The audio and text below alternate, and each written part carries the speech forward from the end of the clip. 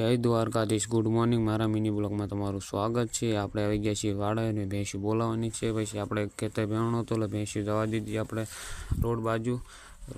રોડેથી ઉતારી લીધા ભેંસી હેઠળ માર્ગમાં ઓળો ગટરમાં ઉતારવાની, ત્યાં આગળ લાંબા લાંબા થવા દીધા। પછી આપણે આવી ગયા કપાવાળામાં। એ કપાવાળો ભેળાઈ ગયો તો આપણે અડધી કલાક પહેલાં ભેળાઈ ગયું હતું। પછી આપણે કપાવાળામાં જવા દીધા। પછી કલાક જેવું થયું તો કપાવાળામાં તો હાવ બધું ખાઈ ગયા હતા, પાણીને જ રવા દીધું। પછી આપણે ઓળો ગયા પાણી પાવા ગયા ત્યાં તો દીલો બહુ હતો કે હું જેવું નહોતું। પછી ભેંસી જમતમ કરીને પાણી પાઈને કંઈક પીધી ન પીધી। પછી અહીંથી આપણે હાલવા દીધા આગળ।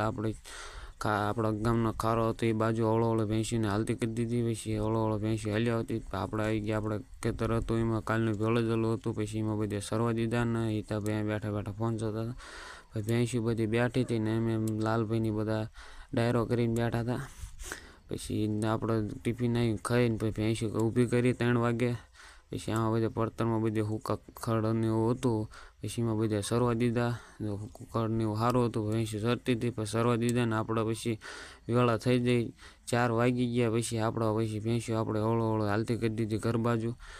આપણે ભેંસી ઓળો ઘર બાજુ હાલતી કરી દીધી। પછી હવે જવા દીધા ગામના અવાડા પાણી। ભેંસી ગાયો આપણે આવી ગયા ગામના અવાડા પાણી પી લીધા ને જવા દીધા ઘરે। જય દ્વારકાથી।